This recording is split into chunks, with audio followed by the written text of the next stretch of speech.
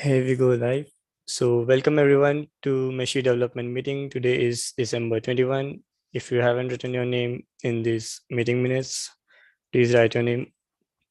And before we start the meeting, we'll follow our weekly tradition to welcome newcomers. So if you haven't got a chance to say hi to the community, feel free to unmute yourself and say hi. I see a couple of newcomers on the call. So let's start with Ashmit. Ashmit, is this the first time joining this call? Oh, hello. Yes, I am first time attending this meet. Yeah, hi Ashmit, welcome.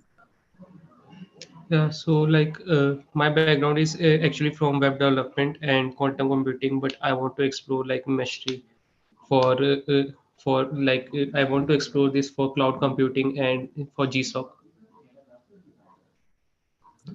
That's great, Ashmit. We'll be discussing multiple Meshery items.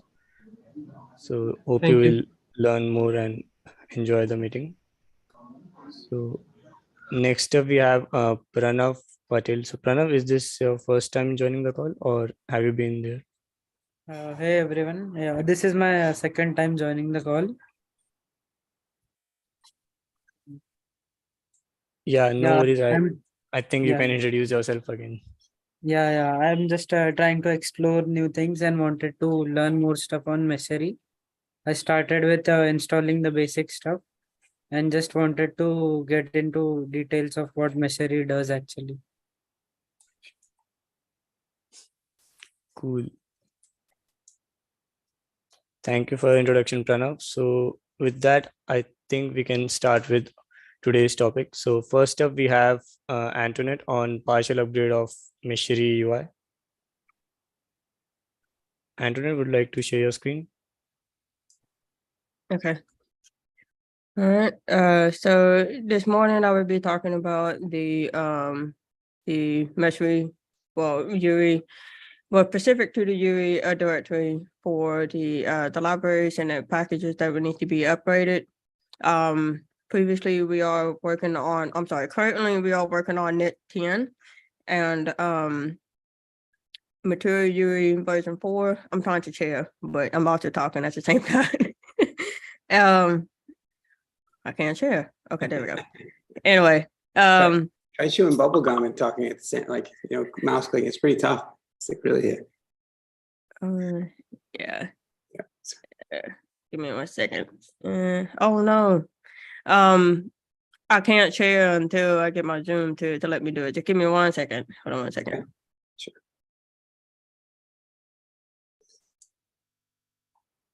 Nice. So hey, while Antonette is coming back, it wouldn't be the holidays if we didn't, awkwardly toss around a Santa hat. I'm not sure if this is quite the right one, but it might have to do. So we'll have to. I'll get this into the meeting minutes. We'll have the Christmas edition of the Meshery meeting. So, yeah. Not a lot of presents to go around, but we could probably conjure up a few bad jokes or something. I could share some of those. It'd be what a gift that would be to all of you. I'll think of some.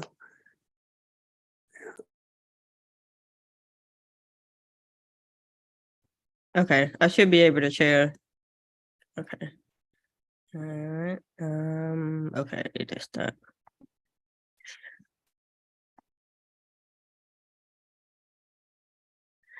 Okay, so starting off, the plan is to upgrade the URI directory for Net, React, Muri, and ESLint.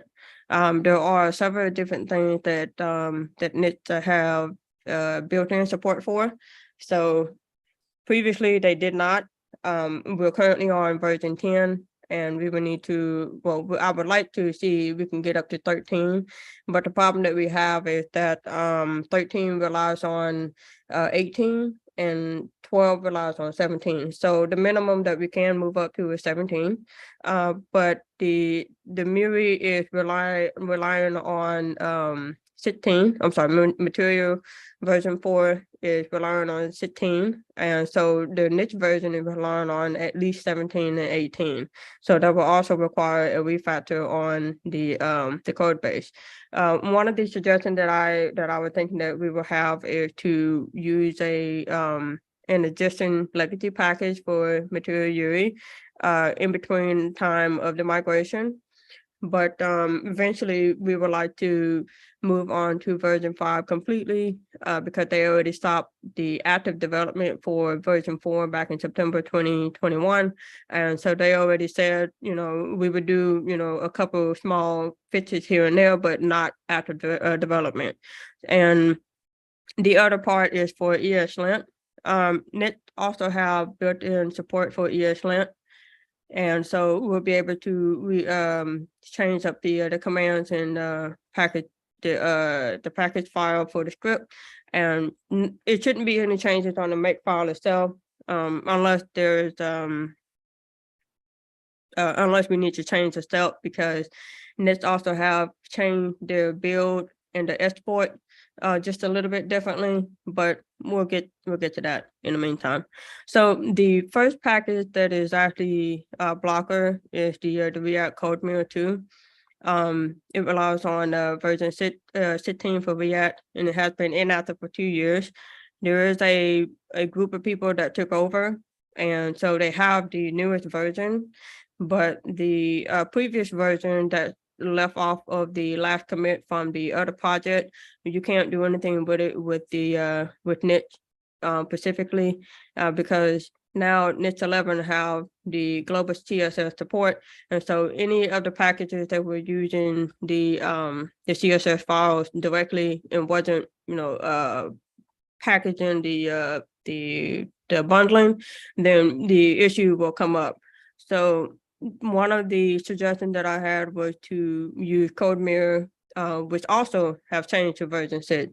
Use it directly or use a different package. And so I would like to call on that to see if anybody have any suggestions, feedback, if they came across a really great editor, or we can look for something that is specific to YAML itself. Since we're working directly on YAML files and a couple others, JSON and I think JavaScript, but one is the YAML. So we need the ability for YAML linting, making sure that we can process the file directly. It doesn't have to be React specific, but it can be agnostic. So the next one is the React select. Very simple change. Yes. Sorry to interrupt you, but just to make sure that I understand that last point, and then to maybe see if someone on the call doesn't want to take that on as sure. Yeah. So this last, just to reiterate this, and then you were saying, hey, one of the packages that we're using right now is React Code Mirror, and like 15 different, 8 different ways. It's not kind of, well, how do you got them all listed here? Like there's a bunch of different ways that you've tried. Like the thing is dead and it's not coming with us. So we need a replacement. And the functionality that it provides is that inside of Meshery's UI, this Code Mirror package will offers syntax highlighting for YAML, or probably JSON and some other things, but we primarily use it for YAML. I think we might even use it for some JSON. It also offers linting to let you know if your YAML or your JSON is invalid.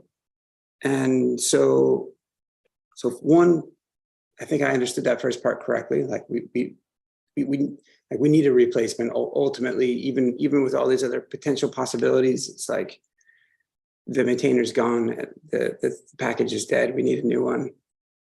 You were saying, as we go hunt for a replacement package, it doesn't have to be a React specific package, but it can be, or it can be one that's just agnostic, just a JavaScript package.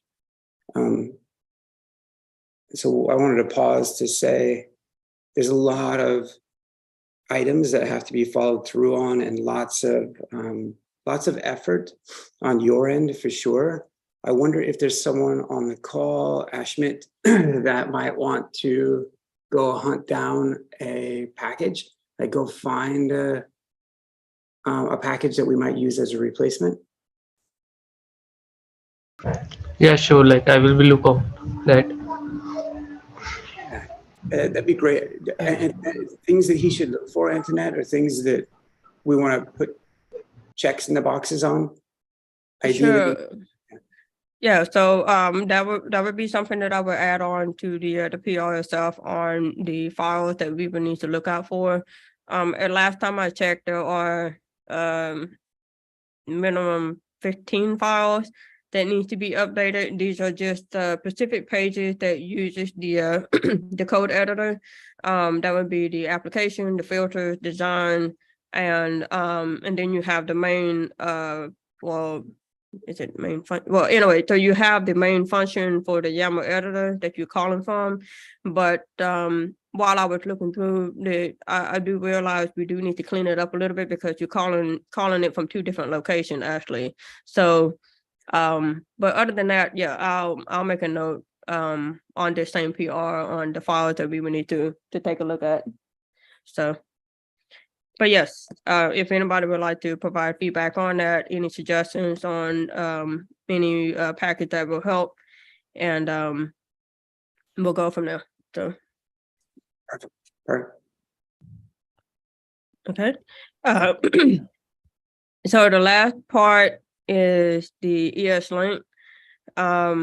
ESLint will actually for this part of the partial migration, ESLint will need to be pinned at version 7.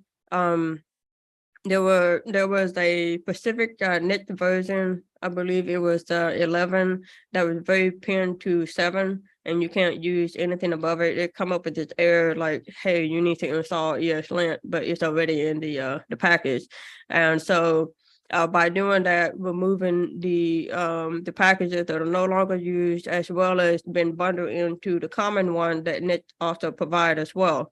So it's so as you can see here, I pinned it at the version 7, and there's one that's provided by Net as a plugin, and that also requires just adding that one plugin to the ESLint config file. So, and the last step for that is to update the script to use NetLint. It should not be any changes to the main file, as I said before, so it shouldn't be any issue at that point. The other anybody have any questions about the ESLint? Because I think I saw somebody wanted to provide some feedback on that in the Slack. Yeah, so I think that's great that we have been, we don't have to mention a lot of ESLint packages because that's been already imported. So migrating from to the newer next version, which is 12, right? We are moving to 12 now. So yes. Yeah, so the reason is for that is because if once we move to 13 and Net relies on 18, and there would be some breaking packages at that point. So so I mentioned CodeMirror and a couple other things just in order of things that we would need to work on first, because if we don't, and we could do the legacy peer depth, but I don't want to do that. So this is just really in there just so that you can work on the PR, so you can see what I'm looking at. First off, when I upgraded the packages and got everything changed, now you see some of the icons, specifically the icons, were looking very large. And so I'm trying to figure that out because Net also has built-in support for image. They have a very optimized way to process your images, your FEGs, GIF, all of that. But I, for life, cannot figure out why it's messed up on my part, and I'm hoping that it has nothing to do with the image, the library that we're using versus styling issue. So. But we'll get to that part as well. And then Maybe it can be because there are some global CSS that's may or may not be used right now. That may, due to the latest next version upgrade, that may have gone like that's not supported anymore. So that style changes has been somewhere Yeah. broken or didn't pass to the pipeline correctly. Yeah, I believe that's it. The last part is the material URI, making the migration from 4 to 5. But I won't push that right now because I will require extra help on that part. So if anybody would like to help on that part as well, and just reach out in Slack. I'm in Slack, and or you can reach out through GitHub on the PR and just let me know. Those are the major part. I do have a couple things that are future plan.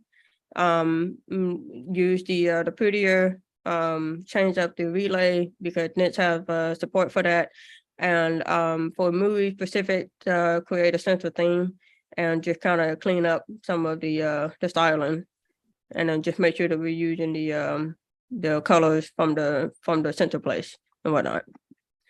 Anybody have any questions? Okay. Yeah. By the way, I mean, what I can see from your package.json that you already upgraded to MUI v5, right? So Yes, but the oh no, go ahead. yeah, so the earlier packages related to v4 is still there, right? We are not using it. I mean, we are not using MUI5, but just we have followed the road to set up it and add the fundamental stuff, right? Yes, no, I'm not using UE5 just yet. So it is installed, and I did install the legacy package that can be used in between time. So it's installed, and if you would like to help with adding the changing it over, let me make sure.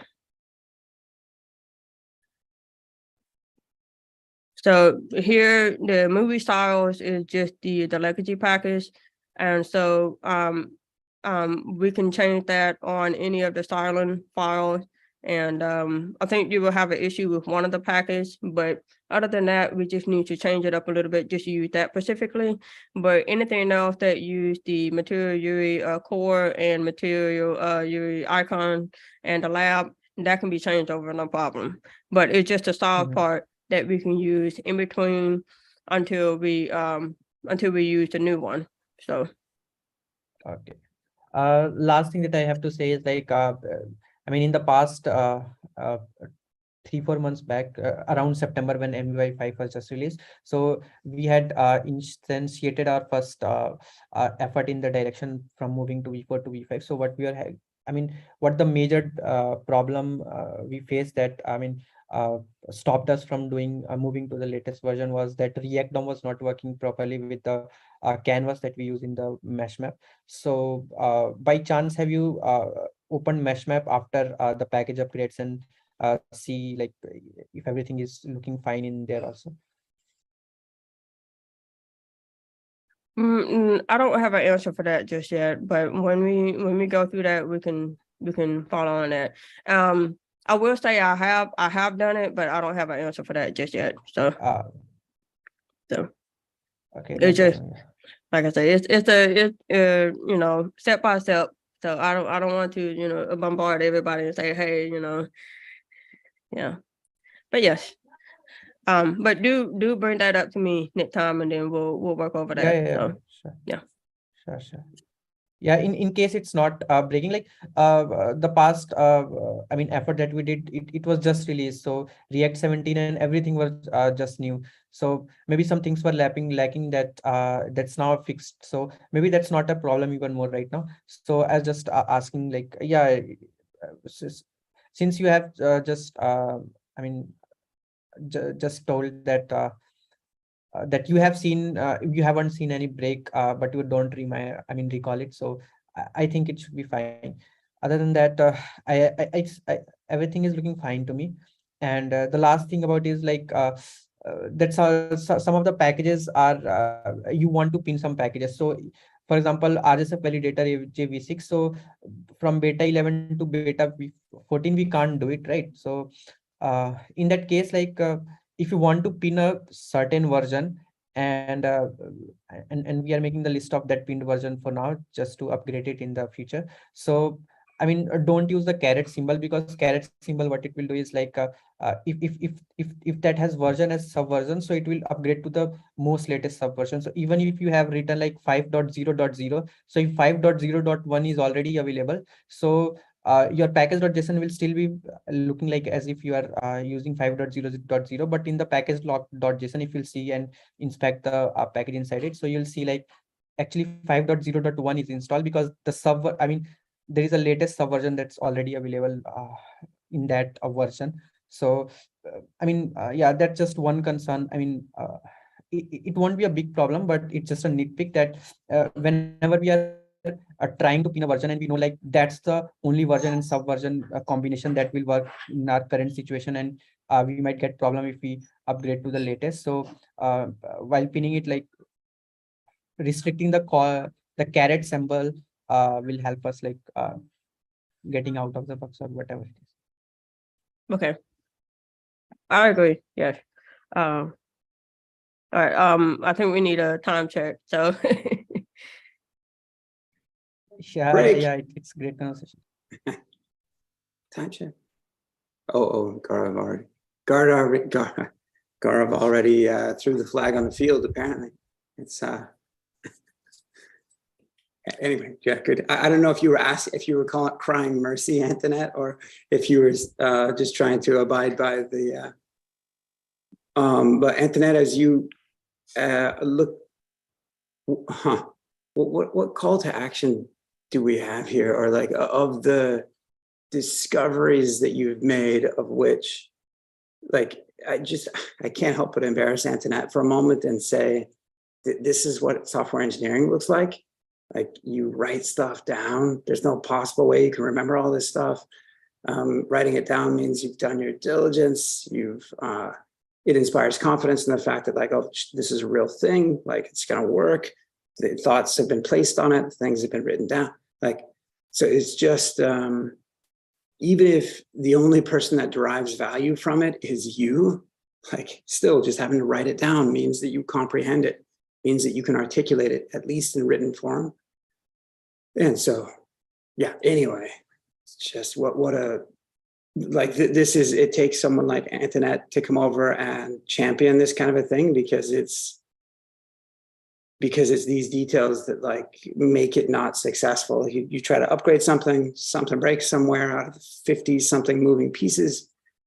And unless you go systematically work through each one, you'll just, it's death by 50 pieces. So, but the question for Antonette is, so we know Ashmit has kindly volunteered to go try to identify some replacement packages for CodeMirror, but then what else are there? What steps do you have left, and are there areas that you would like for people to assist on or not? The other part would be as what Abhi was talking about as well. We do need some more people to help with the movie part. But we'll go slow on that. I would look to see if we can pin on a specific version, so without breaking too much, and then we just kind of go each piece by piece. Now, you already have a branch for the BU restructuring, so we can take some information from that. And but other than that, no, that would be the largest part, really, because I think there are, I don't know how many components. They're all calling, and then on top of that, they're all calling from each their own files, and so we would just need to find a central way to store the files, store the component, meaning that we have the ability, especially with Material UI5, we have the ability to override the style, and then you can just reuse the component. And so if you have a lot of, components that you're using over and over, we can just, call from one theme. That would be the biggest part, because there are a lot that I saw that still calling colors individually when it could have been just used from the style override that was being called for at first. So, but like I said, baby step. So, yeah. But no, that's it for me. So.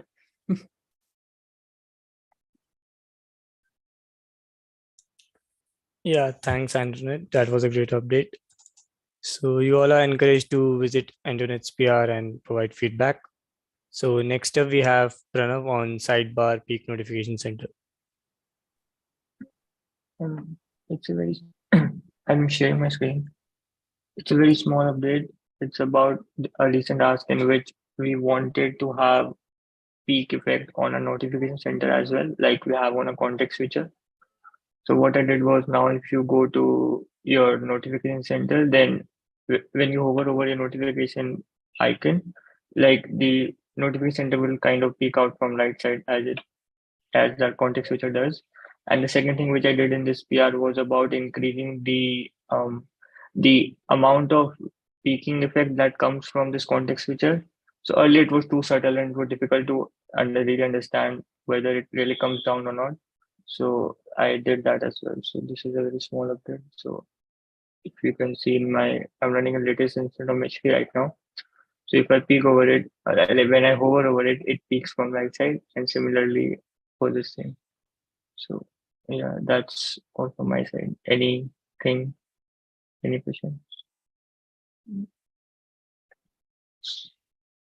Hey, something for everyone on the call to consider, and maybe Pranav, if you don't mind, like replaying the video or actually even better if you demo it a couple of times. If everybody can think about this for a moment. There's two buttons here that as users go to highlight or hover their mouse over, they'll be provided an indication as to what's about to happen. Like there's any number of buttons on the screen that when someone clicks, they are navigated to a new page.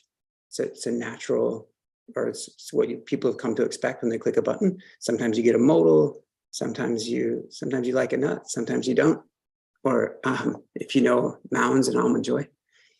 Anyway, you don't always expect to see something peeking out at you. So the question is, or I could imagine that any number of users might hover and think, wait a second, this thing's broken. It's like stuck halfway. What's going on? Does anyone else feel like that might happen? Or do these seem fairly natural? Do you think that these enhance the experience to foreshadow what would occur if a click was made? Do you think these are net positive, or aesthetically don't really enhance the experience and also might cause some confusion? I don't think it enhances the experience, user experience. Any more thoughts than that? Krishna said they don't because they're just a distraction. They don't let you know what's coming, or like. Secondly, there is a level of inconsistency. Like you have 4 action items on the top left corner, and the 2 of them peak and the 2 of them don't. So you might get into confusion. Like, yeah. Okay.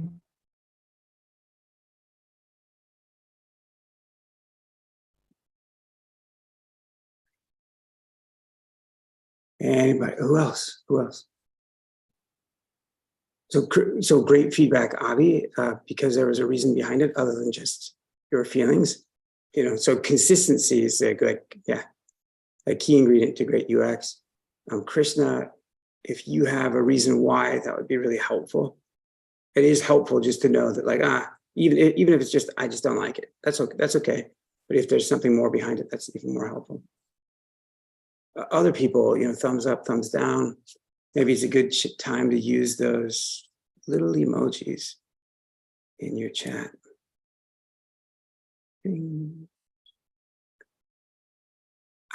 I generally, for my part, just speaking only for little old Lee, I would say, well, there's something to it. Like, it's intriguing. It mixes it up a little bit. It's not that, the same old boring stuff. I do get to see kind of what's coming forth. Now, the utility of it right now in their current form is not so much. Like, I can't tell. So it's like I've got 2 Kubernetes contexts selected. All right, great. Which 2? I just want to see real quick. Okay, this doesn't show me. The peak down didn't show me. It's like, okay. So from the utility perspective, it didn't necessarily help much. When I do, I'm like, oh, I've got a few notifications. I wonder if there's any errors. Like, real quickly, I just need to know, can I just ignore these things, or are they actual errors? The peeking out doesn't tell me. Okay. So right now it's just pure fluff for the feeling of it. So I would also say the lack of consistency. Ooh, yeah, that's not cool. One, it would be, my sense is it would be acceptable to not have consistency, or not have them all doing peaking, if there was a visual or other indication to the user that they should expect those 2 do peaking and these 2 don't. Other than the badge behind the Kubernetes logo, they're basically all the same. And so there's no indication. You couldn't tell. I wouldn't make a bet on which one did which, because I wouldn't know. Okay, so to my first point about making it providing more utility, could be that for the notification center, there could be just a concise summary of the number of errors, warnings, and information, notifications, just a super tight summary that fits in there. And then on the Kubernetes context, it's a little difficult because you want to know the name. You'd be able to show maybe the first 1 or 2 names if you bring, if it were to open up a little bit more, but that's assuming the name isn't very long. And so anyway, those are, my random thoughts. Anybody have other thoughts? There's all kinds of UXers that show up to join in the community, and we don't always get them on the calls. Anybody? Okay, if you have thoughts later, please toss them in, offer them up. Sometimes you don't have a thought until you go try it, and then you form an opinion real quick.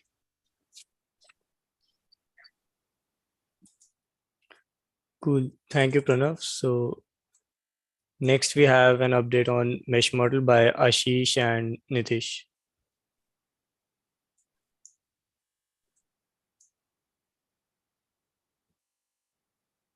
Okay. Assuming my screen is visible now. So so let me give a little bit of context on what I'm going to talk about. So Meshery has a registry. That registry is used for all kinds of things like validation, and at the time of deployment, it is used to pick the appropriate host onto which to delegate the request. Because Meshery is an extensible platform, a lot of you can have Kubernetes, you can have your adapters, you can have external systems that plug onto Meshery, and Meshery handles where to send. So for example, if you come over on mesh map and you try to deploy something from over here, if you have you can have Kubernetes components, you can have Istio components, you can have traffic mesh components, anything. And depending upon which particular thing wants to handle those components at the back end, it makes those decisions. Also, it does validation. So all of that thing is done in a registry. All of that data about who to send the component to, where to validate, all that logic, all that data is inside of a registry. That registry used to be a key value pair thing, similar to how etcd does it. So you can imagine how custom resource definitions are stored inside of etcd, and how when you deploy a resource, all that validation and deployment basically like how from HCD to, I'll not go over the mechanism. You get it. So now we're moving on to a different approach, which is a more like SQL kind of an approach, a more structured approach. So we have a table which we call MeshModel registry, and this table has component definitions. And by adding component definitions, we get a little bit more specific onto how we want to handle our components. The UI doesn't have, so previously what we had were called OM components, Open Application Model. So it was one of the implementations of OM, not exactly OM, but now we have moved over from the OM because that did not fit our use case. The way Meshery's architecture is designed, the front end and the back end is completely decoupled. So the way you kind of design over here things is decoupled from the way we deploy. So the registry that is in the back end is that thing, the UI or any of the client is agnostic to that thing. So basically, I have done the backend changes, and in the backend changes, I have made changes like use the new registry and add some more fields. The fields like API version. So, for example, if you have a Kubernetes component, for example, let's say the I don't see any duplication over here, but sometimes you might see a few duplicated components, and the reason for that is API service might be available or some other component might be available for V1 and then V1 beta 1. So that's your API version, and Kubernetes changes the API version, sometimes going from one Kubernetes version to another as the older components get deprecated. So that data was not being passed to the backend, but now those fields are also added. So that would be a two-step process. The first would be that we have two endpoints actually. One is the /API/MeshModel endpoint. Eventually that endpoint should be used, and the new ways of having doing things should be used on the front end. But before we get that, I can literally go ahead and merge this PR, and things would work if just UI makes one minor change, which is not kind of like going back, or this change is not something that it's not a huge change. The change is simple that currently when I drag and drop any component from over here to over here, we produce a design, and into the design, we are not passing certain information like version and model. And with the previous architecture, when we had the key value, basically key value in memory store, it didn't matter. You could like avoid having version or avoid having model, and things would still work because it wasn't very specific. But with the new model, we are very, very specific about these things. So this is my request, like anyone from UI can take this up. Just make sure that, I mean, we would have these things over into the design anyways. So it's not a change that would take a lot of time, and this is not a change that would need to be undone as we move to mesh models. So only changes to make sure that all these fields are present for all the components. If you can make sure that that is present, then I can go ahead and merge this PR, and on the backend, things basically we can process and we can validate and we can do everything on the backend will happen with the mesh model registry, and slowly then front end can migrate. So the ask here is to make sure that these fields are incorporated, because we are getting stricter in the mesh model registry. We want these fields to be present. Does anyone have any? Yeah. Yeah, I do have a question. So I was just seeing through the mesh model components from Kubernetes. So it doesn't contain, first of all, the API version. I thought like I am on the latest master. I didn't saw it. So that's one problem. Another is Wait. Let me answer one by one. So you're talking about the mesh model or the OM components, and both have API version. Yeah. If for mesh model, components have it. Mesh model don't. Okay. Okay.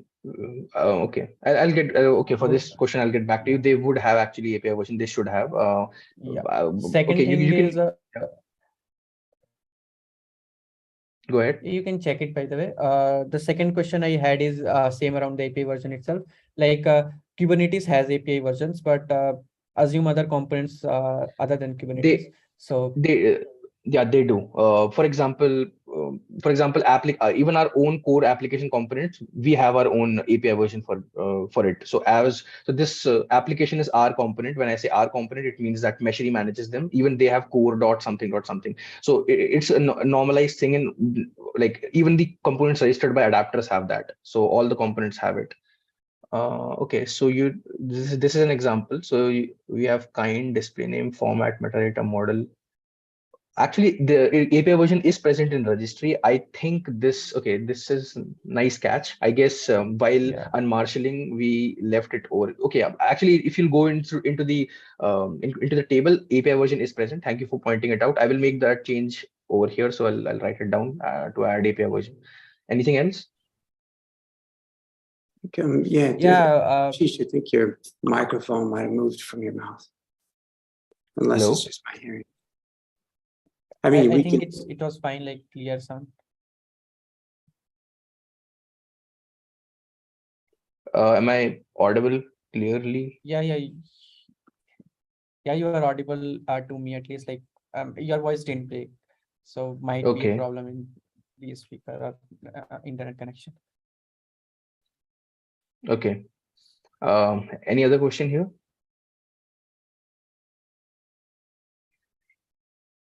Yeah, I've got one. How do we ensure that the API docs stay up to speed? Because they don't even mention. Yeah, they are not. How do we ensure that they stay up to speed? Yeah, I'll make sure that they are up to speed. How do we? Okay, good. Thank you. And then, but in the future, like, how do we make sure they stay up to speed? Like, what do we need to do to get to document these and any Actually, other? yeah, actually we do use Swagger, but I remember there was an issue where people manually, the Swagger YAML that we have, someone started manually editing it, and people manually edited that, which shouldn't be the case. I mean, you add comments over the Golang functions, and then you run the make command, and due to which, when I actually ran the make command a while ago, there was some errors because someone had manually. So we are having discrepancies there. We need to make sure that no one manually edits it, and we come into this habit of adding the comments over that thing. And I actually did not add that comment and ran the command because that would have led me to another error, and I was trying to get that PR to land at that time. But yeah, that's a regression thing, and I have to go back and add that thing. So to answer the question, yes, we have to make sure that we consistently run the command whenever a new API endpoint is added. Make Swagger docs, I guess. Nice. Oh, thanks for that. Yeah, that makes perfect sense. The way that kind of unfolds, starting with someone, probably trying to do the right thing of documenting the API, but not recognizing that they're doing it in an inappropriate way, which causes an error. And then it'd be good for us to double check on whether or not the make command for Swagger docs is incorporated into, well, somewhere into one of the make command, into another make command, or I'm sure that it gets fired off during some of the workflows, but I wonder if it's getting fired off during all of the necessary workflows. Because you could imagine if it was, we would be seeing those errors in our workflows. Yeah. Okay. Yeah. Any other questions? Okay, so this Kubernetes mesh model things, mesh model components thing, I already opened this PR. So this PR is basically adding, so if you'll go into the integration, okay, yeah, I had one little thing to point out to people who are maintaining this integration spreadsheet. There is no entry here, or at least I didn't find any entry for Kubernetes. And after I add this Kubernetes, basically this directory over here, there is a workflow that kicks in every 24 hours, which will update these components and the display name and things like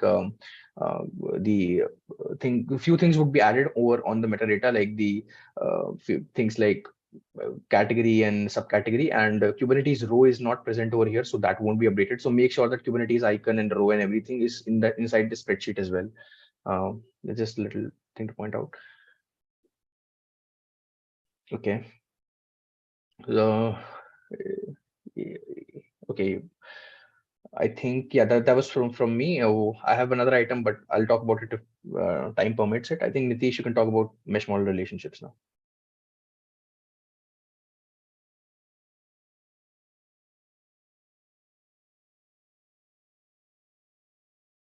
Okay, so we have defined a new construct as a part of mesh model. It's called relationships.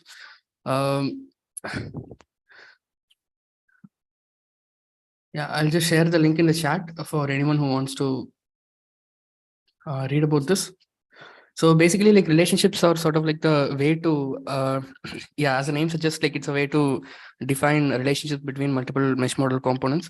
So you know that like we have the Kubernetes components. Basically, like Kubernetes components would be represented as mesh model components. So and also like other components as well. So basically, if you take two Kubernetes components, there exists some relationship between them. When I talk about relationship, to give an example, I can say something like, okay, let's say that I am creating a, okay, if you're configuring a service and you're pointing it to a pod, so there exists some relationship between the service, Kubernetes service and Kubernetes pod. So we have to have some way of representing that while you're designing your infrastructure. So to help in that regard, like we have created this construct. So any client of Meshery, such as Meshmap or Meshery, Meshery UI, they can actually make use of this construct. And while they are designing, if you take Meshmap as an example, while the user is designing, he'll be able to know this like out of the box. He doesn't actually, Meshery helps in assisting the user with this thing. So that like he can actually, it automatically like he can draw an edge from a pod to service, which is sort of defining the relationship between them. So yeah, this is about it. And I actually have a couple of PRs open in Meshkit and Meshery that adds this construct. And yeah, so if anyone's interested in it, then they can have a look into it.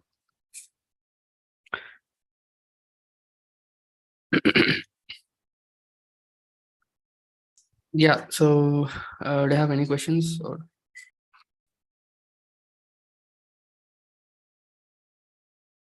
so you were mentioning about the policy files for relationship also. So by default, I mean, there are only 1-2 relationships, right? That's being sent by the Meshery, and user might choose to add some more while they're designing or doing things.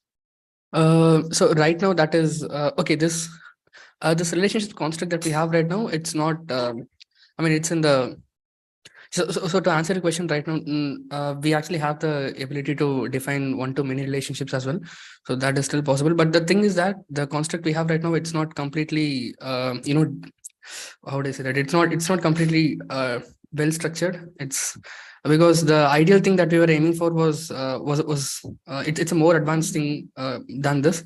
So if you take that consideration, then you can say that okay, there can only be this sort of relationship between these two things, and you can be more refined or you know, more refined about like what you're talking about. But in this case, I don't think like that is what the intended behavior is. So that's why it's yeah, it's sort of left out in the open. Yeah, I don't know if that answered your question, but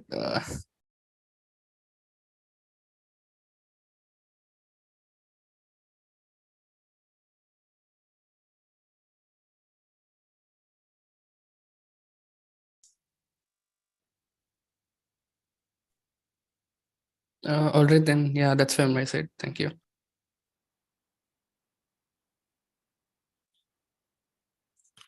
Yeah, thank you, Ashish and Nithish. So next up we have Abhi on docs node version recommendation. Yeah, you can check out the PR link. Sure. So first of all, this is the addition in the docs.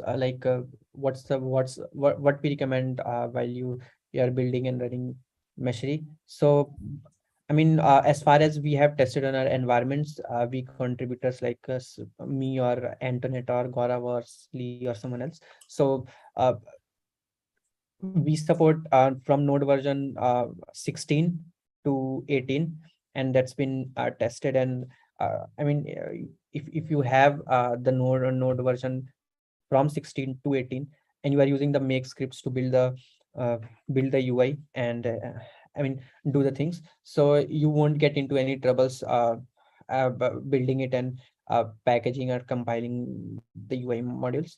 So I mean, there is an from when you're moving from 16 to 17 and 18, so there is a package update from by the node team around OpenSSL certificates. So that's the security update that they have done. So that's where a flag called OpenSSL legacy provider comes in, and I mean that changes somewhat the way of executing the build scripts in while you are jumping from node 16 to node 16 plus.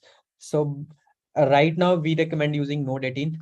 If you see the .nvm-rc file in the UI directory, that's already been there. So you'll see what we recommend, and that's in node 18.12.1. So that's the recommended node version. By the way, you can use any node version from 16 to 18. So that's just node. Another, yeah. Do I have any question, or I can move on to the another topic, which is, yeah, I suppose. So Yeah, directions for using and yeah. I'm sorry to, yeah, I've got a question. I don't know that the docs that these docs outline where it is that, like those mesh model components that were just being talked about, where will those logos, those icons for each of the components, where will they sit in the file system? Yeah, for the second one, right? So yeah, we don't have written directions for it because we don't have them just yet. So it's in case it will be coming there. So we have written convention of how the folder structure will look, and it may come under UI images and components directory that's already been there. So we might try to restructure it and delete all the content that we have right now, and feed it with the latest content that we're going to be providing to it. Okay, so yeah, so minimally, I guess the thought is that for the UI to access them, they won't live under the mesh model components folder, but they'll live under the UI public static assets somewhere. Maybe there'll be two copies. Yes, there is already written. I mean, I don't know if you would like to maintain the 2 copies, because server can access the directories from. I mean, server can access the files from the UI directory, because UI can't access the files from the server directory. So that's where the real problem kicks in. Gotcha. That we are abided to use the. I mean, place the main folder, the source of truth, into the UI files itself, and the server could use it. So we don't have to just replicate it on XYZ positions. We may I mean choose any name that looks as suitable as we want, like a component like mesh model component, and in that we can have icons like dot white or dot sv, I mean dot colored. The folder structure has already been defined in the point number 4. So I mean, I wonder if Gaurav, you are sharing a wrong screen, I think. I wonder if we might be able to do something slick with Next.js or Go and have an alias accessible to the web server that reads from, a different file, different location, maybe. But Yeah, okay. aliases or symlinks, like symlinks or aliases, like anything could be used just to maintain a single source of truth and pick the items from one place. And yeah, Sounds great. so if you see point number 4, that's how the folder structure should look like for mesh model components. One should be I mean in the white, it should be meshery.white.svg. So that's an update that was asked by Lee. So it's just not in this PR, but he might have, I mean, opened a PR, or I would I mean I would patch the required changes. But inside the white, you might have meshery.white.svg, and in the color folder you might have meshery.color.svg, or meshery-color.svg, and meshery-white.svg. And if you scroll to the top, so yeah, so that's the folder where all the files should be. I mean, all the mesh model components files should be present inside Meshery UI public static and in the images directory. So images would be the one that would be hosting all the images.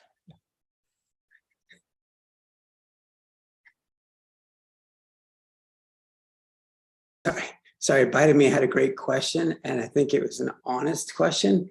I just couldn't help but chuckle because if it wasn't an honest question, it's just one of the most subtle ways of giving someone a kick in the rear. And so bye to me, thank you for the laugh just now. And I totally get that that you were just asking, hey, what are time checks used for? And here we end up trying to hurry along some topics after they've been like, because there's a lot of topics, we try to move through them and say, hey, check the time. You're probably, over time, like get a move on. Usually it's like people trying to time check me, like, Lee, shut up and like, let's go to the next thing. So yeah, anyway, time check, Lee. Time check, we're right at time, actually. I'll just make a quick announcement. Outside of having a Merry Christmas, I would say, we have another community meeting scheduled for today. I imagine most of you won't stick around for this, but you're all welcome to. There's an effort that's been underway to create a dark mode for Meshery's UI. And there's a review scheduled for that starting in just a few minutes.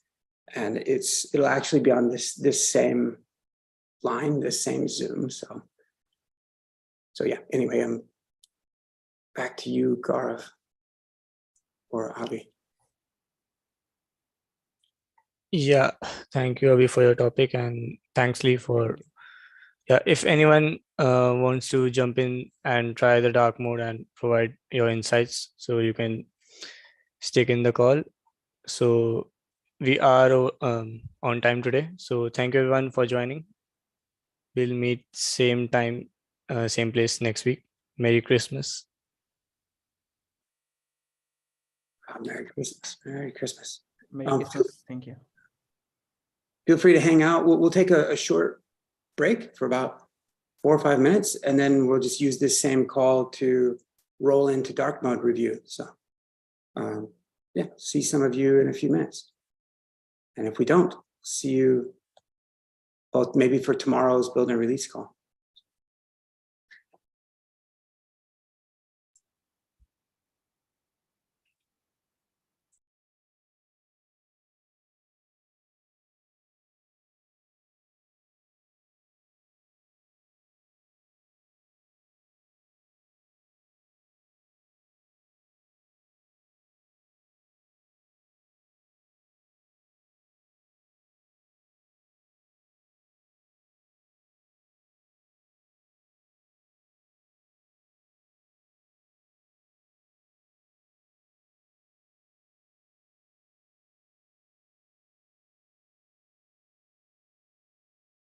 Yeah, so Harshit, just as we go to get ready for the dark mode review, feel free to post links to the design spec and your PR and things. Yeah, okay.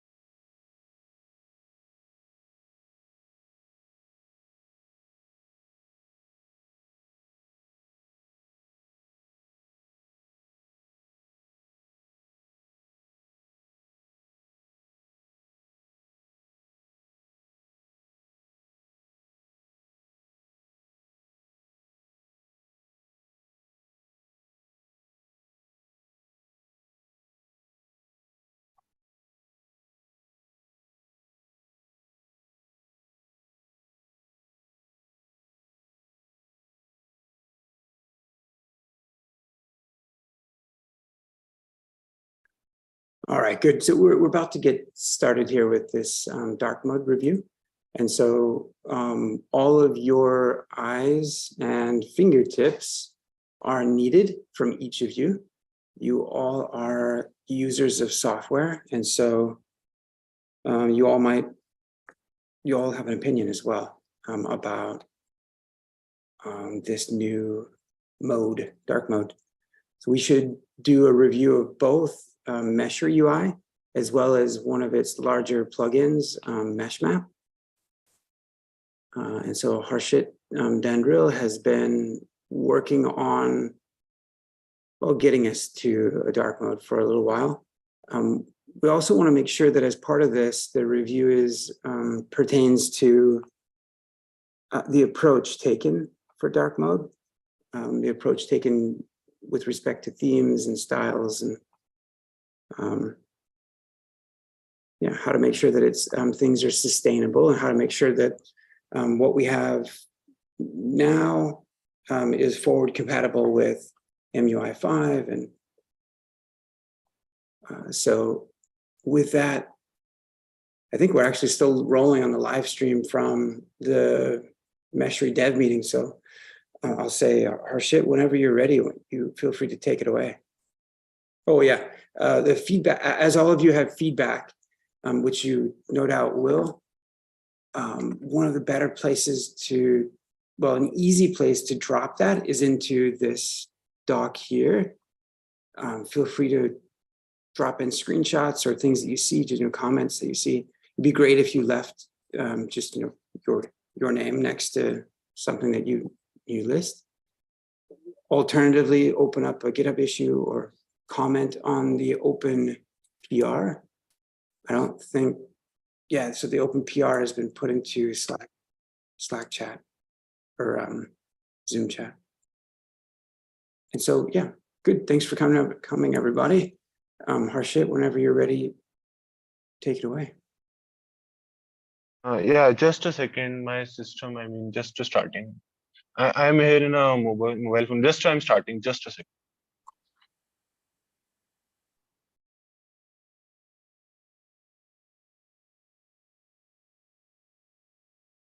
I noticed we've got a couple of merge conflicts still on this PR. And it still has the label do not merge, but I think you're asking for final review. So we can probably take that off.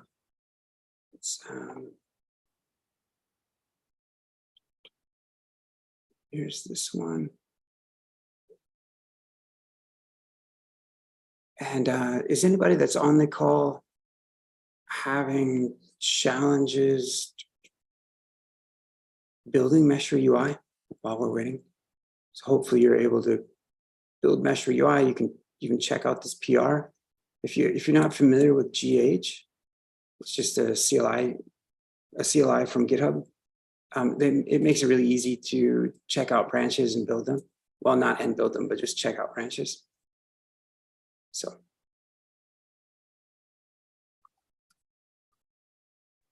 Yeah. Hello. I'm audible now? You are. Yeah. Now I'm ready. Okay. So yeah.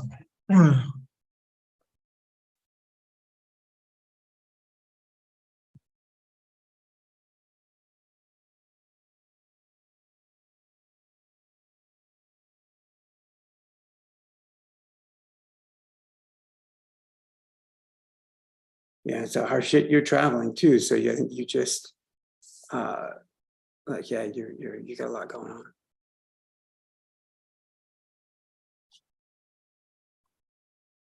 So for my part, I'm checking out the PR and building it, so I'll have the UI up here in a moment. Anybody else have it checked out and want to share?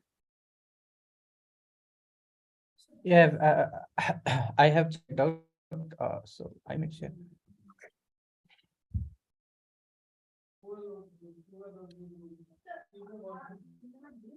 Yeah, so I can switch to the dark mode from here, going to this place.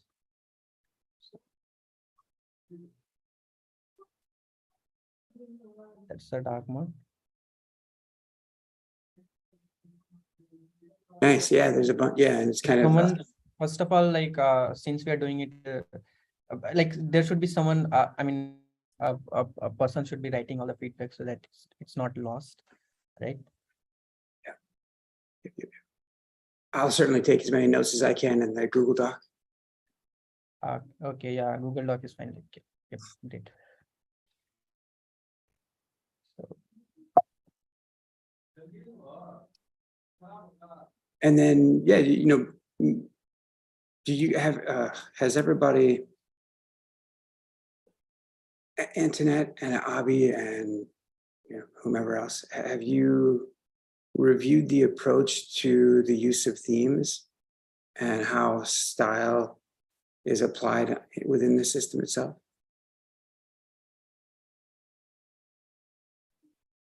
Yes, I mean, I have reviewed the doc, and I had given review to the specific theme behavior that we are using it right here. So I don't see, just yet, I don't see any red blocks. I mean, red flags. Where we had some when we were discussing about it in one of the previous meetings. So I think those conflicts has been resolved by him, Harshit. So yeah. Nice. So Antonette, is it a thumbs up from you on the approach that's used, or are there any residual reservations? Let me check right now real quick. Hold on 1 second. Okay, while Antonette looks at that, then maybe we can roll into the aesthetic review, or the taking a look at the thing. Does anybody else notice on this settings page that the icons are and the checkboxes are too dark? Yeah. Those are clickable things, right? We want to draw users' attentions to them. So, so I'll take the note. Yeah. Secondly, if we go to the white mode, you'll see like both color are same. Like this is a dark green or dark jungle green, and this is the same. So while we are moving to dark mode also, so if we are using that light capel green, so I mean we might give it the same color to this also, just to stay consistent while moving from dark to light. And same for the checkboxes, like it should be distinctly visible, because Yeah. So I'll say this, that immediately then I have a reservation about the approach that's being used. Is like, if I guess it makes sense if nowhere the checkboxes have been updated to be a different color, then maybe I don't have a reservation. But if they have been updated, then why isn't that universally applicable? How is that not a global style? So yeah, MUI checkboxes have a global style. I mean, we have two themes, one for a white, one for black, and we have selected that for a white checkbox we have this kind of system for and for blue, dark theme we have these kind of checkboxes everywhere. So yeah, I mean, yeah, it is a global thing. okay, nice. So in dark mode, then there is a single central style is what you're confirming. It's just that the dark mode style perhaps could, if you switch into dark mode, perhaps it could be lightened up on check. So like the checked, like this probably is fine, right? Because you inverted the color, so that makes sense. And then, but then as a user goes to check the box, maybe that's needs to be lightened up. Yeah. Yeah, basically that one you're saying, navbar is styled individually. That's what we want to reduce, right? Okay, yeah. I mean, I yeah, we mean, can. you were just saying like there's a global style. So if we have already, then I mean this color is fine. So if we have that, then the checkboxes for active in dark mode, I mean these two should coincide or should be consistent. So there should not be any individual styling given to any checkboxes unless like very required. I don't think they are required now. Yeah. Okay. So yeah. Okay. So I mean, which one we want? The one in the navbar also, and one in the table, which? It's Yeah, probably the one in the avatar, the navbar, probably. Although the problem becomes like if if you're only using the exact same color, it gets pretty bland. So, but the issue right now is that you're using a dark color and there's a very low contrast. So, yep, Okay.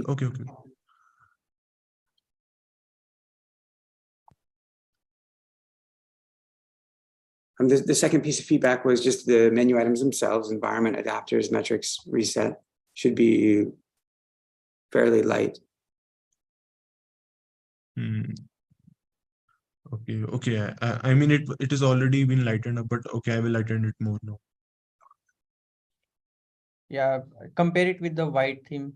I mean, I don't know how much it is, but they're both of the same color. So background color of this button and the color of the icon is same. So in dark mode also, like when people are inverting the modes, so they may assume like they both have the same color. So I think so. Okay, so yeah, I mean, you were just saying that nav active should have the same color what we have our cluster, that connect cluster button has.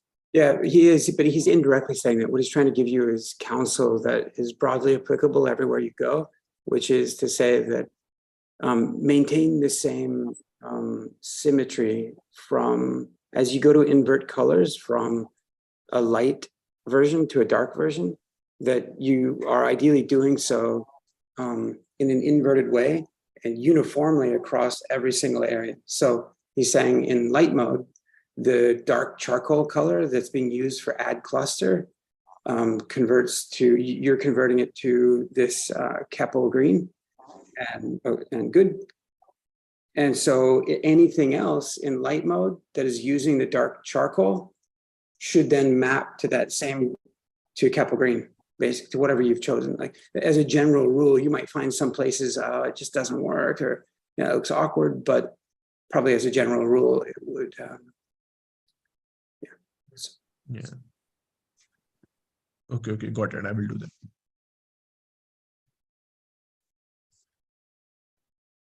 Yeah, so we just saw the dashboard and then we get to the settings page and now we are on the configuration designs. So yeah, this looks good. Is there any comments here in the card view? If not, then I will. Yeah, clone. The icon for clone is one clipped on its lower, it's got a clipped wing in its lower right-hand corner, which I think is just a general issue. But two is it's gray, not white. And so the clone icon. And if you flip the card in dark mode.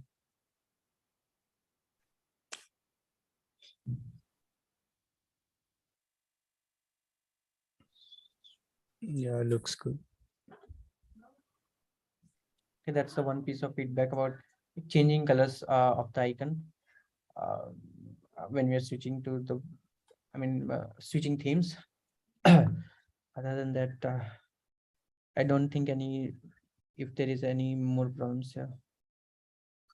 Everything's looking good. Switching to table now. yeah, the red. That we have. And the service mesh patterns icon, pattern configurator icon.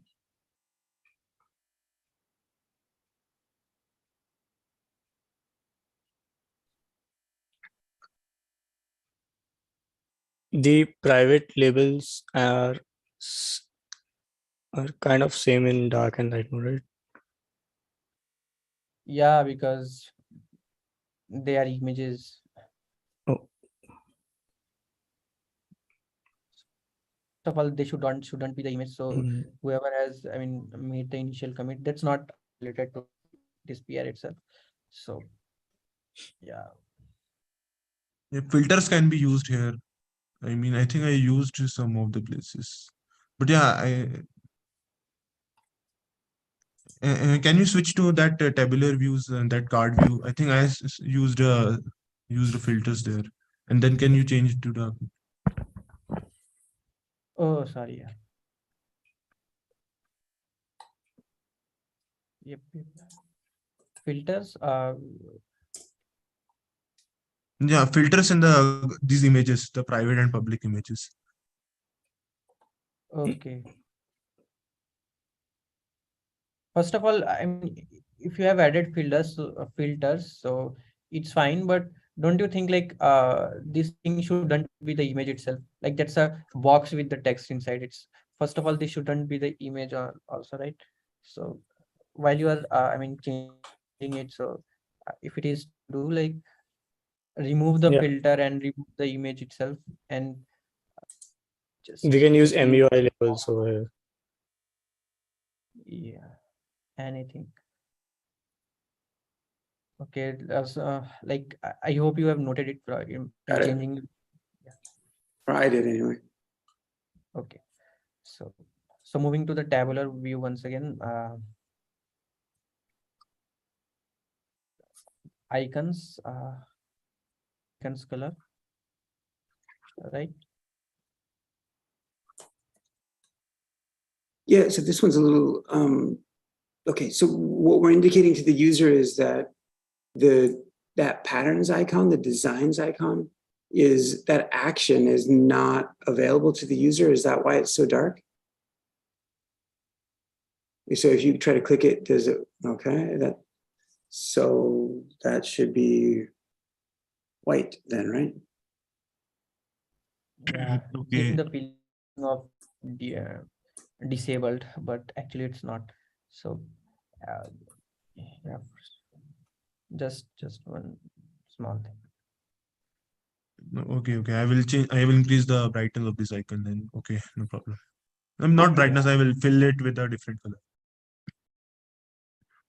Yeah, while you are doing it, like whatever we have, I mean, whatever this piece of feedback that Lee would be providing it in the form of talk. So if you can, like, you can just highlight or give a pointer, like what did you do to fix the thing. Like that would be easy to review actually. So if we are doing something wrong in that case, like we might catch it easily, right? Okay, okay. Yeah, thank you. Other than that, this is fine, right? There's this little bit of an issue with the undeploy, that red icon, very low contrast. And so it's like, okay, well, what should we do? Well, there's in the color scheme, there's a dark mode red that's defined for this. And so it'd be good to try that out and see if it really works. Harshit, do you know where those are? Yeah, I used it in a notification. Yes, I know that color. Okay. Okay. Nice. Yeah, I wonder if we can maybe, if you try to deploy something and you get an error message back, that might be just good to see.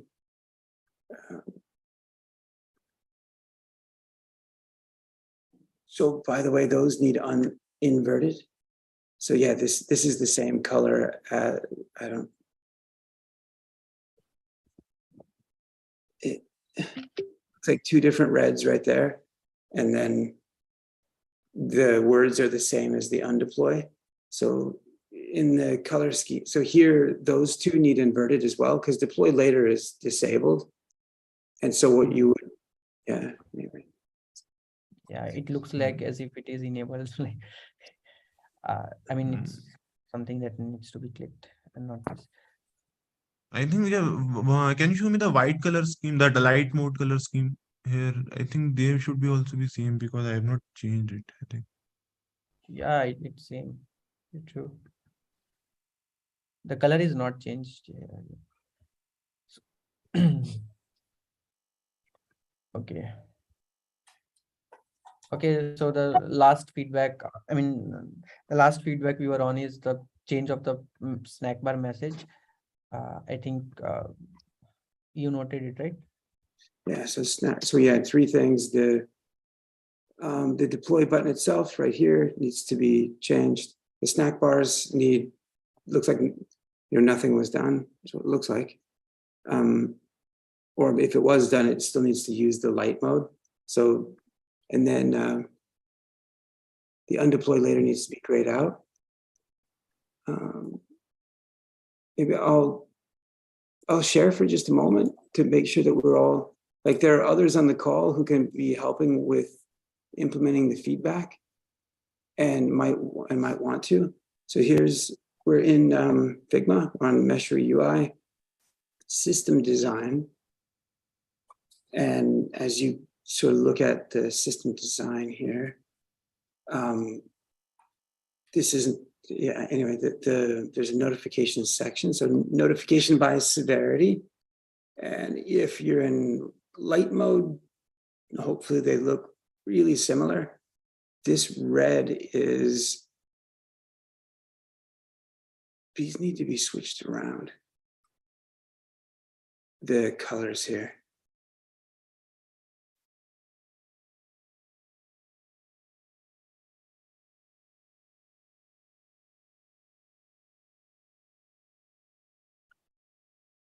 But these are the two reds. They're actually built into the theme in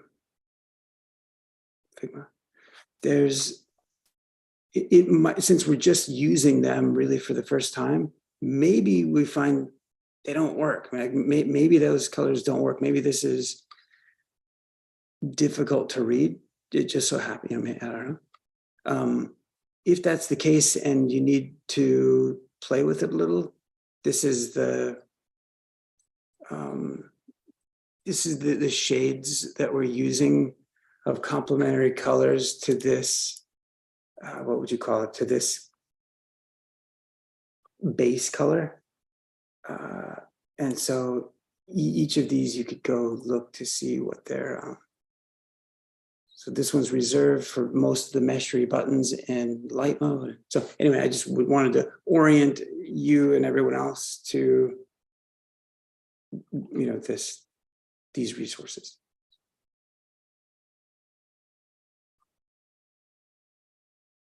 Okay, I will try that out and what suits best. Yeah.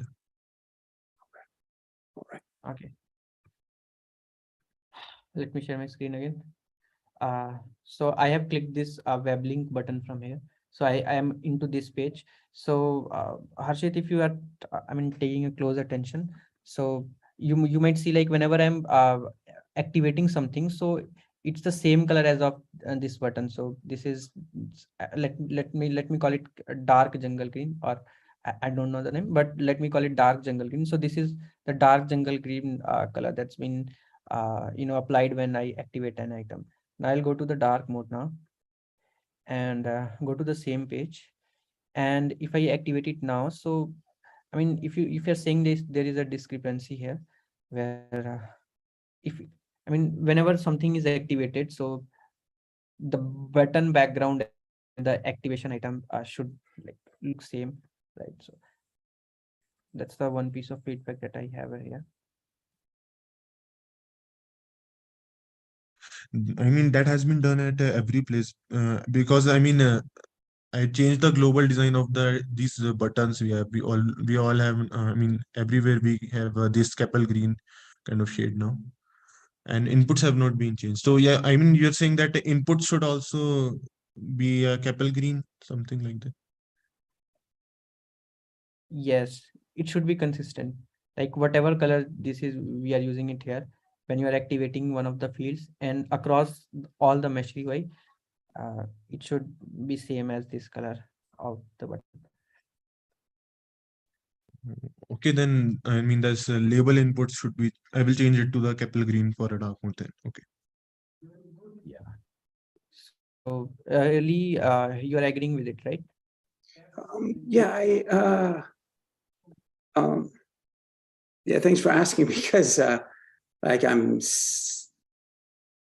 stumbling over my words because I don't know. Like I think the following is true. I think that there are two shades of green that we generally use across our projects. The darker shade is the one that we're looking at on this publish button. It's referred to as Keppel, just because it's easy to call it something. And the other shade of green, when you hover on the button, it's Caribbean green. So anyway, Keppel, I think, looks fairly, or of the two greens, Keppel, the dark green, looks pretty, looks pretty against the black background. And to show that lighter green, Caribbean green on hover, I think that's the right thing to do. The question, though, and the one that Abhi's asking and what he's pointing out is that, like, if we consistently apply and adhere to the practice of taking one color from light mode and making sure that it gets consistently replaced with its chosen color in dark mode, but like consistently, then Abhi's point is that when you highlight a particular field here, well, one, it should not be the same color that it is in light mode, which is the problem with it right now. That pattern info that is the same color that's being used in light mode. So we know that that's wrong. And Abhi was just highlighting, if we adhere to that convention of choosing its alternate color, its inverted color, and then applying it. In this case, it would mean that field is Keppel green. And primarily, it's not that it wouldn't look pretty. My reason for hesitation is that I consider it's a slippery slope to just like painting the world green, or like it's a slippery slope to leaning into that primary color and then just, yeah, there's a difference between, call to action colors and accent colors. And so if we're using that green as a call to act, like as a color that indicates to the user, this thing is you can interact with this thing wherever you see that color. I think that it's still appropriate then that, yes, I think in a long-winded way, probably I'm leaning into like, yes, what Abhi said is, I mean, certainly based on the convention, it's like, hey, that's where we should start. And we should follow that convention and then prove that it makes sense or doesn't make sense to deviate from that convention. So I just convinced myself. Okay, yeah. We might decide something else, but just to be consistent for now, we might fill in with this. Okay, moving to the next item. This one is another item, like this is oddly looking as an action item, all that is not too bad, but when we go to the dark mode, so there is not something like this, like there is no discrimination over this icon. So, and now it is, now there is, so yeah, good one. And, maybe what would be helpful to Abhi is just between Gaurav and other people, like Utkarsh, you could be helping write some of this down too, is just to say, got it, or documented, or something. Yeah, documented. okay, so are we still looking something? Okay, yeah, we might have missed the pattern configurator. Just, oh no, not the pattern configurator. Sorry, design config. Oh yeah, oh no. But oh, by the way, Harshit, great job on receiving feedback. It's like sometimes it feels really crummy to have people just for an hour-long hammer on all the things you did wrong and how terrible you are, and all of your work is poop. That's not what's happening here. A great job on receiving the feedback. There's some parts of this that like, oh man, it's so, some of those colors just, oh, they feel, I can't wait to use dark mode, I guess is what I'm saying. Yeah, I am also now very desperate to see this in the project now. So yeah. Yeah, so yeah, okay. I mean, we can just RSF is a completely different thing, and it has an theme icon or theme setting of its own. So we might just for now, for this meeting only, we might skip it and move to the rest of the items that we see here. So if it is fine. Yeah. So So I guess it's just like the red, the dark red. If we end up using that lighter red, hopefully, yeah, that basically if we sort of invert the use, see how you have the light red stroke now? Oh yeah, I'm sorry, Abhi, you just got done saying RJSF is a different thing, but okay, yeah. Yeah, no worries. Yeah, for RJS, we are having we are just for this component only, we are having a different theme. I mean, for tables also, but yeah, this is specially designed for the dark theme as well. Yeah, I mean, it's a thing that it is connected to the global theme that what we see on the nav bar, and then we get this. We get the state of that theme here also in this, and then that's how we change the theme of the RJSF component. Basically, it's working as usual as the state theme. Okay, good. Nothing special. I mean, it can also be reviewed. I mean, yeah. Okay, so the one piece of item has already been given. The another piece of item is, see the difference between the two reds being used here. So this is different red and this is different red. So in the light mode, we are consistent with the two reds. So in the dark mode also we should be. Something else. No, I don't think. Yeah. No, I don't think, because I have not changed it. Okay, yeah, they are different. So anyways, that's for the general piece of feedback then. I think just because you're running on port 3000, I'm wondering, there's a couple of areas where we don't have font coming through, I think. And yeah, is that just because you're running in that mode? Maybe sometimes it happens. Okay. Okay. Yeah, so ignoring the font, maybe yeah, it's coming here, but you are supposing the same font at some different places also, right? Yeah, there was it was just on the same screen a moment ago. I forget where it was, but I do have a different comment, and that is that one of the things that one of the reasons why I say, hey, some of the colors here are very complementary, and I'm intrigued, and I look forward to using dark mode. When I make that statement, I'm often referring to, the subtleness by which some of the colors are just, they're very complementary. But that leads me to question and be concerned about our use of white. So some of those soft complementary colors are, I guess I would use the descriptor soft, or soft in the way in which they complement. This page doesn't do the best of jobs of showing it. There are some other pages that have, I think it's actually like grid mode in the design view. It probably has some of the nicer, more complementary colors across the buttons, but these white, there's a couple of places where we're just straight up using white. And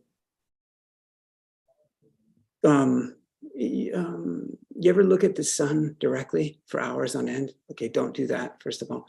But if you ever happen to look at, a light that's too bright and it kind of burns into your retina, that's how I feel like the white is coming through here. So we're using these softer colors. Other places, it's not like the super bright, straight up red. No, it's like a maroon. It's a darker, we're not using straight up black in other places. And so when we use white, pure white, to me, it feels eye gouging. It feels, feels like my retina is being burned every time. Okay. Ashmit, I hope you take that quote with you for for years to come. Yeah, it's going through my first, serious. The guy said, he left with a burned retina. That's how bad it was. Like my design was so impactful. He just forever saw it right in his vision.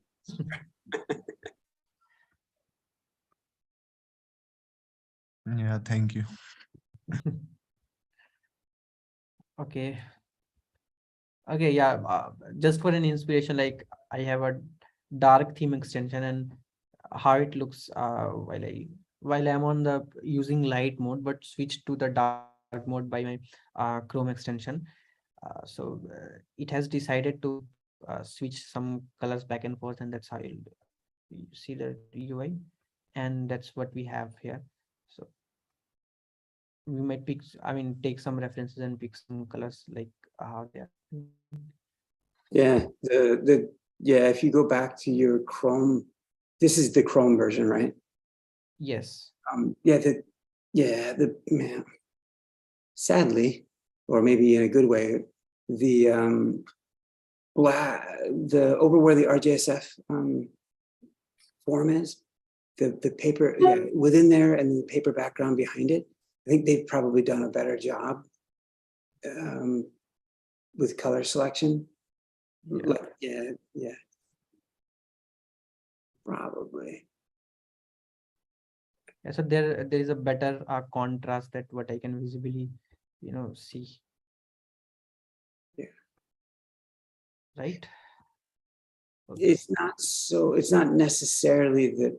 So it's hopefully this chat that we're having here using this as an example page, but that that feedback goes across the rest of the pages. Yeah. Yep. Yeah. Okay. You can click to containers on advances also. I mean, that's also being changed here in our RJS components. Okay. This one? Yeah, and containers also, yeah. If you add a container, you will see this kind of.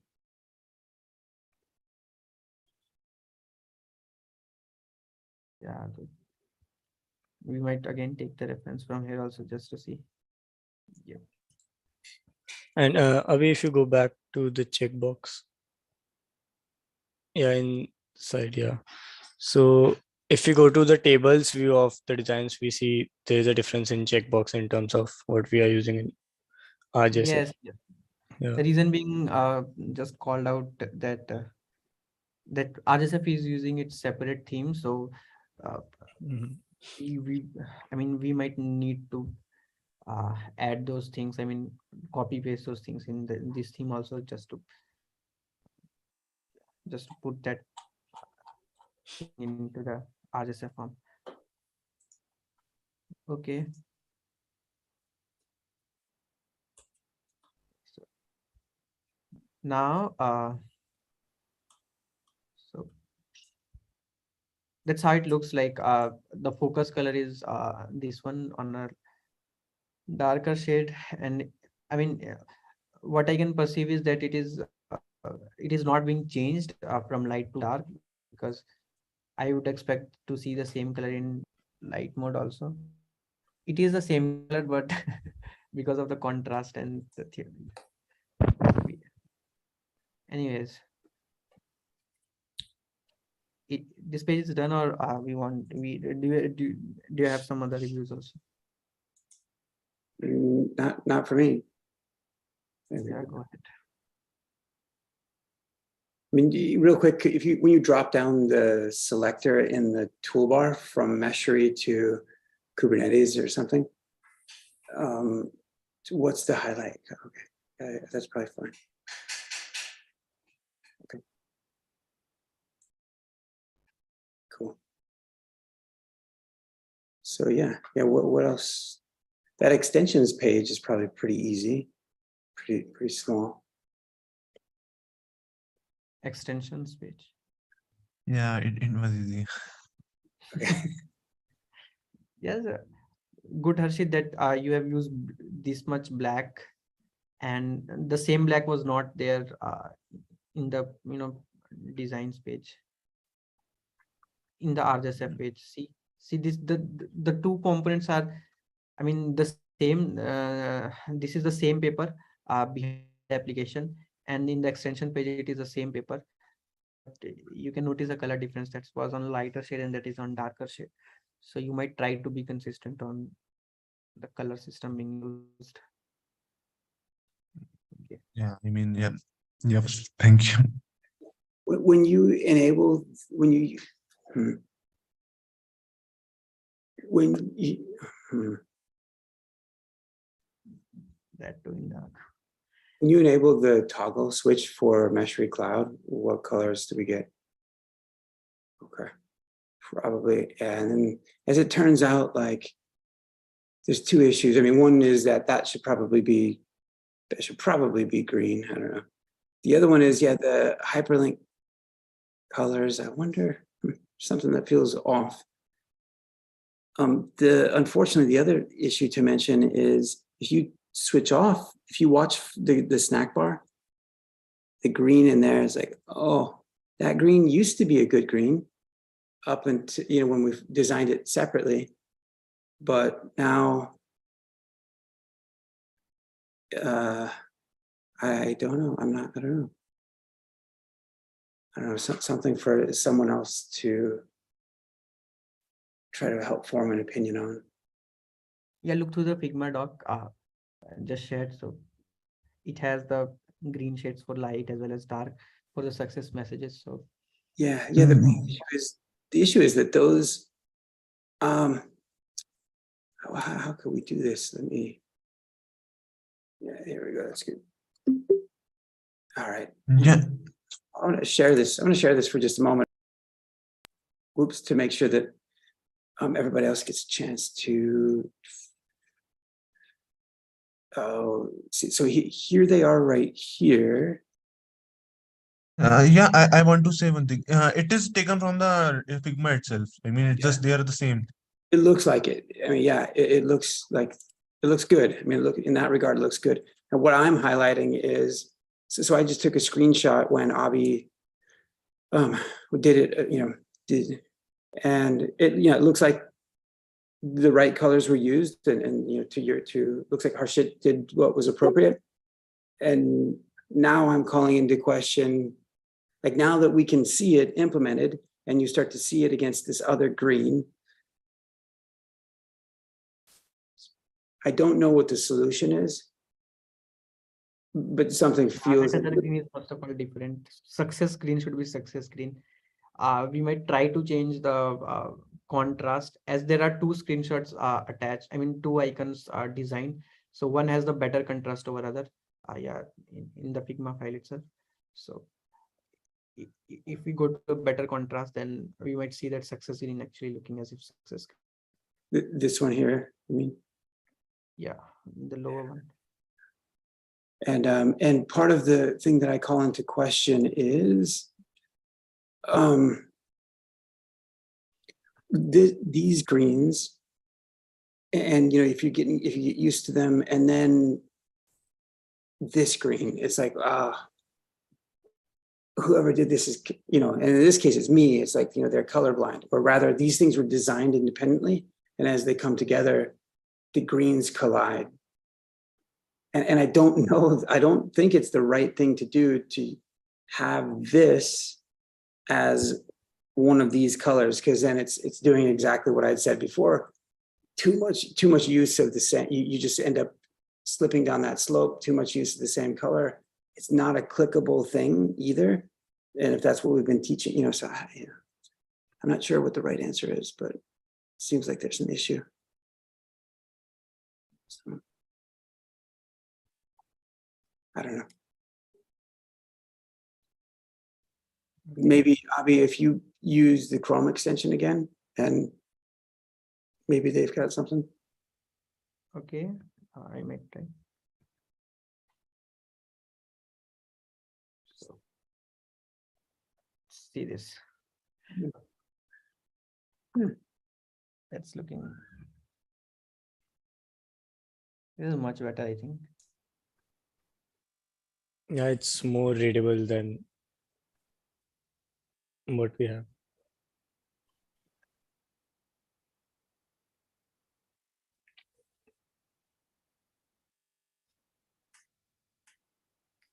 Yeah. So okay,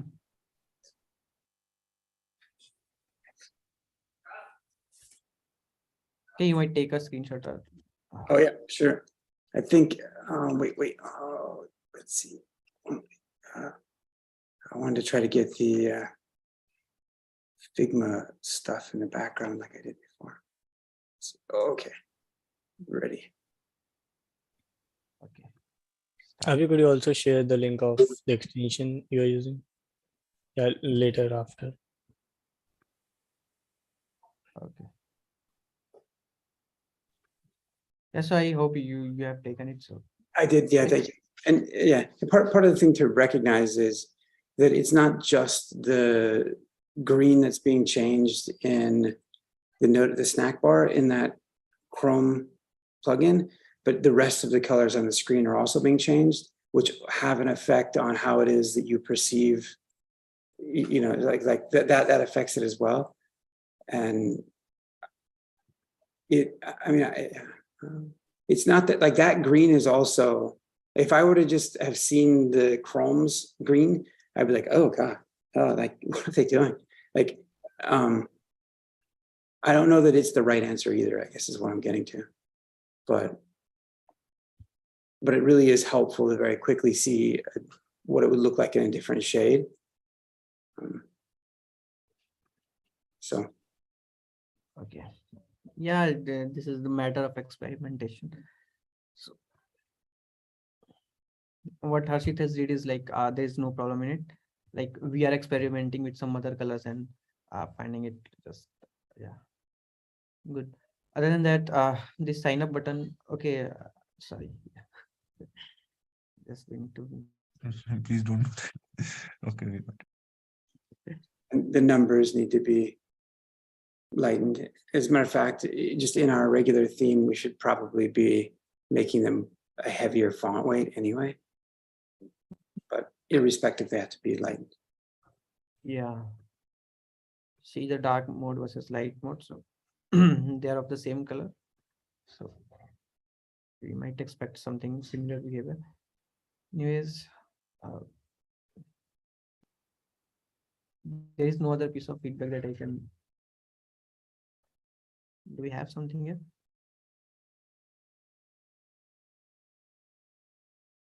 Okay. This progress indicator, like, is there any piece of feedback for the progress indicator? It's getting cut off on, wait. Okay, yeah, do it again. Yeah, try it again if you would. Yeah, so yeah, ideally it would be inverted. Yeah. So yeah, that's how it's being.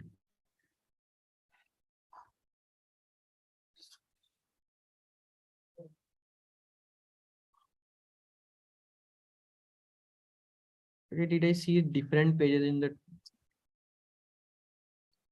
Yeah, go for a performance tab. Don't open. Yeah, sorry. Okay, that's it's not the best that they have used here.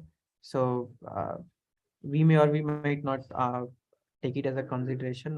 What's the color of the progress indicator here looks much more distinct and much more contrast heavy. So that's a good thing. Yeah, still we might choose some other colors just to be peaceful to eyes. Other than that,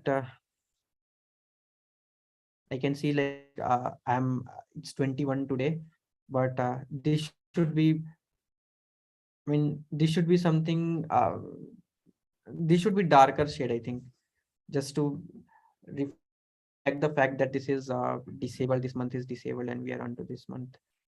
It should be one of the lightest shade. Whatever. Okay, yeah, okay, I will. Yeah, we'll look this. Yeah, definitely that should happen. Okay. Okay, other than that, like if we just move to different color for the paper background, like if you're seeing the paper here, that's again grayish type, and if you're going here, it is blackish type. So there is a black shade like more prominent here, and in this page the same card, but gray shade is more prominent here. So just to be consistent, like all the cards should have the same background color. And it should not be added at different places. Like what you said, when you mentioned that like you designed it specifically, so it should not be done, right? So yeah. And can you check in the white mode the extension and the performance are different? Okay, they both have white then. Okay. Yeah.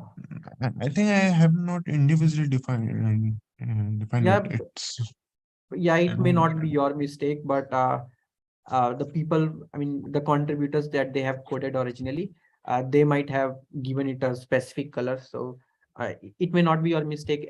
It's not your mistake here. It's just about the bad practice that has been following up, and that's the work has been piling up. That's causing the issues for you. So no problem. Okay. I will check this out then. Okay, we want the same paper background of what we have in extension. Okay. Okay, thank you. Moving to the profiles page. I think that's the last page that we are reviewing today, because rest of the things has already been reviewed. The life cycle page won't be, because I don't have an active adapter right now. And yeah, I might want to drop for dinner also. So okay. Yeah, nice. So the next time that there's a review, the adapters page. We also didn't get to a mesh map, which is so. But good. Hopefully, almost everybody on the call. Actually, I think everybody on the call has access to permissions in GitHub to this branch and any other branch to check out and help implement feedback, or check out and play with some colors, see if there's works better. Yeah, you can use this command php at checkout. So for the Harshit PR, you have to just copy and paste it in your terminal. And if you don't have GH, I think it's an easy installation. Search for your operating system, and you'll get the results. Okay, so there is nothing new on this page also, like the same piece of feedback applied, right? So these buttons, I'm seeing the icon buttons for the first time. I mean, noticing it for the first time, being that darker shade. I don't know if the designs page icon buttons were on lighter shade than this or not. So yeah, these were white icons, and these were somewhat of darker shades. Okay, moving back to, I mean, the reference once again. So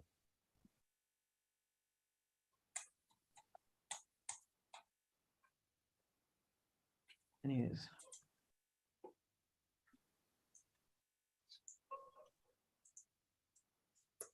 is there any other piece of feedback that you guys have? Yeah, it might be that the background paper, maybe it needs to go more toward black, or some other. There's some hue of purple in there. Not on the card, but on the background itself. Yeah. This one?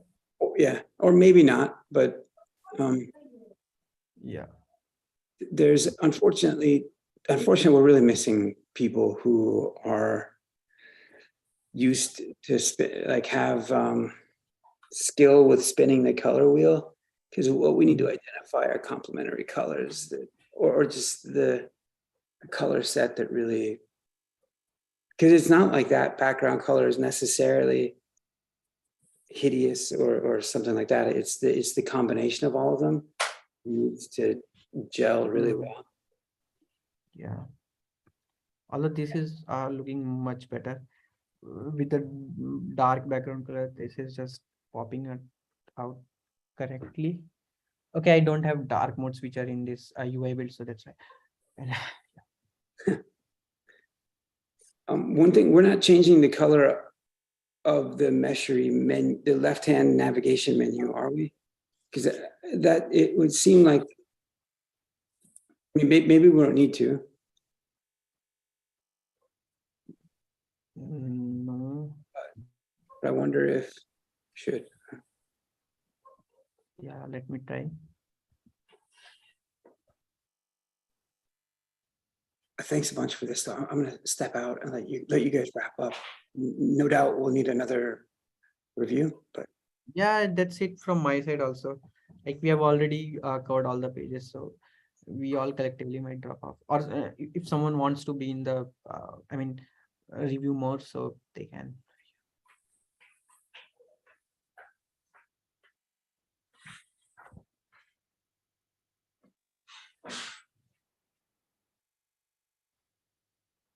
Okay.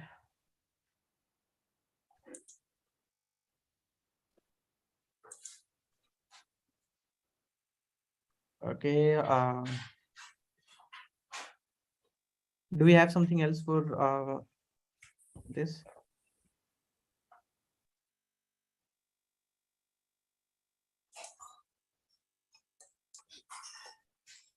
Okay, then fine. Thanks. That's it.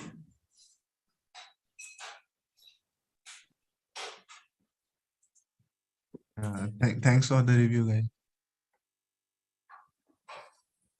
Bye, everyone. Thank you. Bye, everyone. Bye.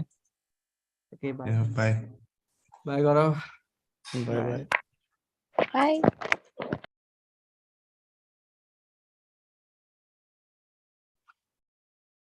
Live. Yeah, it's live. क्या और घूम मजे आ रहे हैं? I mean, live. I think this is live. Yeah.